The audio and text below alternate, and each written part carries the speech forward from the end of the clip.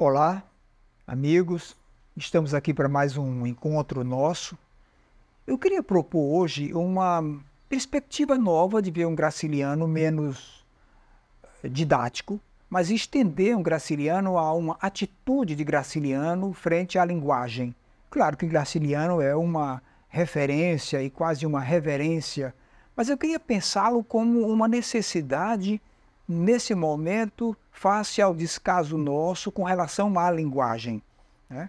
A relação entre Graciliano e o antigo Twitter, o X, o X, né? Que é uma coisa esquecida pela cultura contemporânea, que é a economia verbal e a objetividade, certo? Isso é uma postura que eu digo, uma postura graciliânica, né? O Twitter pode ser uma escola de concentração, o X pode ser uma escola de concentração, de levar em conta o poder realmente da linguagem. E nem há tanto uma ruptura com a tradição, porque é uma volta, na verdade. Já houve um momento em que a cultura era absolutamente atenta à linguagem, como na época do Baltasar Graciano, na época do Valéry ou do Nietzsche. Eles tinham um cuidado muito grande com a linguagem. Aliás, em 1944, Aragon publica um romance bem interessante, Aureliano, em que ele põe duas figuras, dois rapazes de universos sociais bem diferentes. Um é um capitalista, o outro é um desempregado, e eles se encontram numa piscina.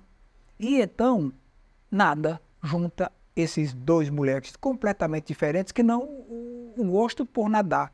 E então um está vendo um tipo de nado que o outro faz. E eles começam entabulam uma conversação. E depois de um certo tempo, e o Aragon faz isso bem de propósito, a linguagem de um é muito estranha com relação à linguagem do outro. Então eles conversam e percebem que estão tentando falar da mesma coisa, mas a linguagem é outra, porque eles são de mundos diferentes. E um pergunta, você trabalha? Não, não trabalho. Ah, tá. E você? Não, nesse momento estou desempregado. Mas peraí, você não trabalha mesmo? Não, não. Aí você vive de quê? Não, eu faço investimento e tal, mas como assim? Que empresa? Não, não tem empresa.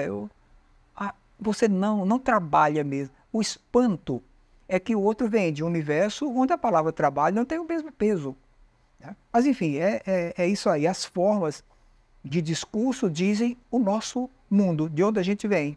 Então, a atitude graciliana é essa atenção à linguagem que a gente encontra em Flaubert, que a gente encontra no João Cabral, enfim, né, é uma espécie de uma conspiração do silêncio contra a alienação pela linguagem.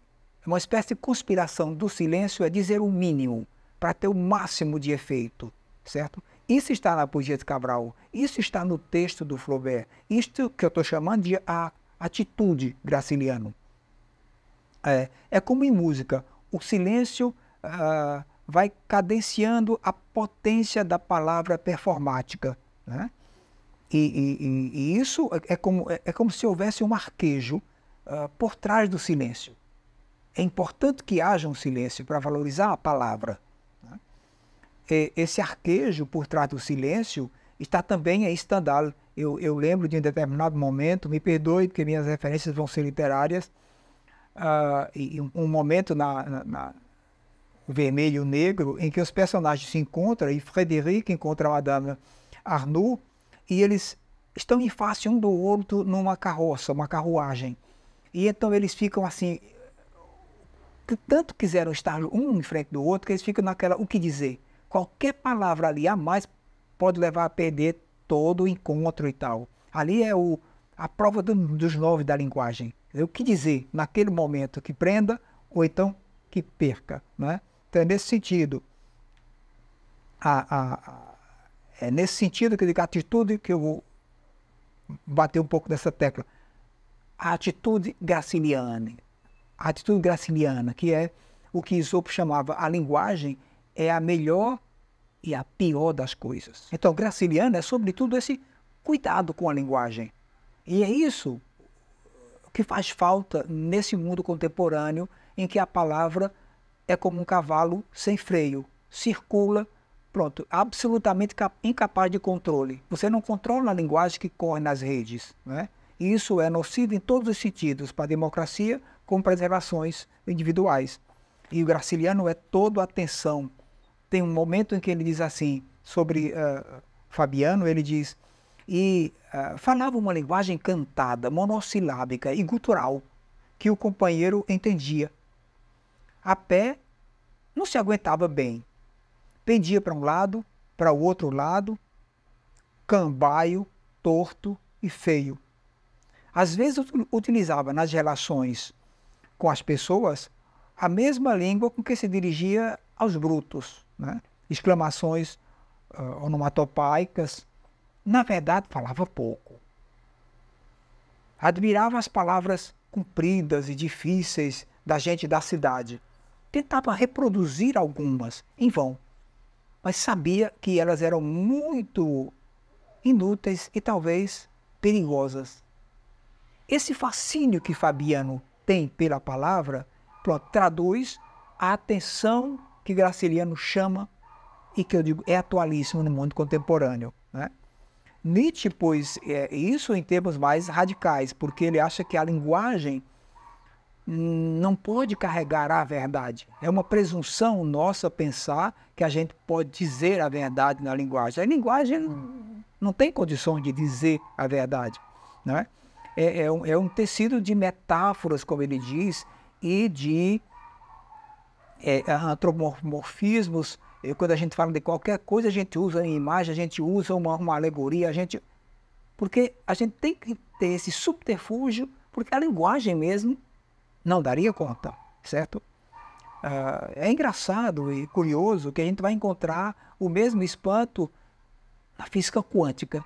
Heisenberg vai dizer, há percepções de uma realidade e que não pode ser dito no conceitual, só em imagens. E eu fico pensando cá com meus botões, peraí, já é literatura. A consciência da impossibilidade de dizer, no mundo físico como no nosso mundo normal, aqui, comum, é já o que eu chamo a atitude graciliana, né? E é esse ceticismo linguístico e Graciliano não renegaria isso, né? Passando por Nietzsche, ou então Fritz Mautner também, afirma que pensar é apenas falar, né? O sujeito falante está no meio de sensações, de lembrança de sensações, que a linguagem permite ordenar. Então nós temos uma pletora de sensações, um mundo de sensações, que a linguagem vem para ordenar isso, para ajudar a gente. A gente chama isso de pensar, mas é sobretudo a linguagem que está lá no início, né? O que Descartes e Leibniz chamam intelectus, né? É apenas uma operação ou uma atividade linguística. Atitude graciliana, né? A comunicação, perdão, é uma ilusão. Se todos os sujeitos se tomassem como objeto, se conseguissem se olhar, então viria um pouco esse distanciamento, né, das sensações, que é ilusório pensar que as subjetividades se possam dizer tal qual, né? Então é nesse sentido. Mas o discurso sempre nos trai e entrega. O limite do discurso é que diz para a gente a classe, o código e o controle. Você fala e alguém diz, eu sei de onde você está vindo, eu sei sua classe social, eu sei que alguém é professor, porque a gente supõe, ele tem que usar essa linguagem e não uma outra. Eu vejo que é um médico porque ele deve usar essa linguagem, é um controle social. A linguagem é sempre esse controle social. Então, eu penso sobretudo como é que posso dizer, esse impulso da comunicação, que é maior do que a reflexão sobre a linguagem, de um modo muito interessante, é quando duas meninas no carnaval me surpreenderam num canto de esquina no Recife Antigo, as duas se encontram e dizem assim, carai, velho, quanto tempo! Na verdade, no primeiro momento, a linguagem está lá para isso, para comunicar, e elas se comunicam. É exatamente isso que é preciso naquele momento, é comunicar, e elas comunicam. Agora, não pensam o instrumento que estão usando, que é absolutamente engraçado, né? Então, isso faz pensar Isso faz pensar, por exemplo, em quando Octávio Paz, que é o velhão, mais velhão que eu, diz assim, olha, quando uma sociedade entra em crise, a primeira coisa que gangrena é a linguagem, certo? Você já não se dá conta da linguagem que você usa, você, né? Então é isso. A linguagem da literatura, essa é uma espécie de elipse, que é um signo de uma coincidência mental. Você quer dizer o mínimo porque você espera que o outro esteja lá e receba esse mínimo e entenda. Então, essa é a economia verbal que eu acho uma atitude graciliana na escritura. Né?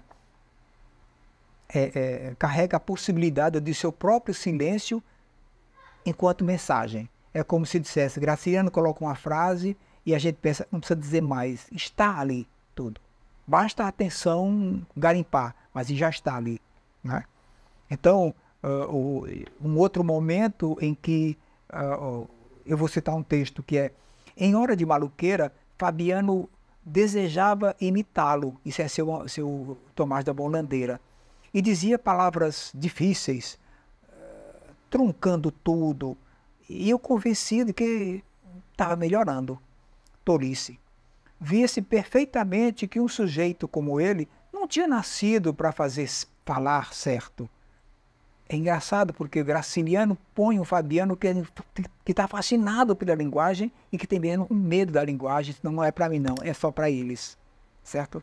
Então quem trabalha com literatura vai desenfeitiçar a linguagem para encontrá-la melhor, fazer render a linguagem. Né?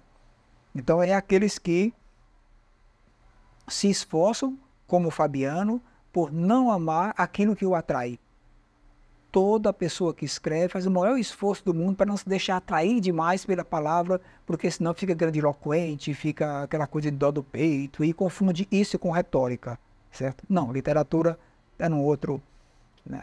Em determinado momento ainda, Graciliano diz, o vocabulário dele, Fabiano, era pequeno, mas em hora de comunicação, enriquecia-se com algumas expressões de seu Tomás da Bolandeira.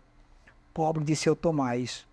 Tinha muita substância, mas pensava pouco, desejava pouco e obedecia. Quer dizer, o personagem está dizendo para a gente, ele tem a linguagem, mas ao mesmo tempo não tem. Porque ele não cria, ele só recebe, repete, e então não é bem ele, é a linguagem que fala por ele, ele obedece. Certo? A conquista da linguagem, hoje, é uma coisa necessária e fantástica. Né? Então, eu fico pensando, quantos textos recentes, mais presunçosos, mantêm esse questionamento com essa surpresa e esse frescor, essa atitude graciliana. Enfim, muito obrigado, a gente se encontra em outro momento.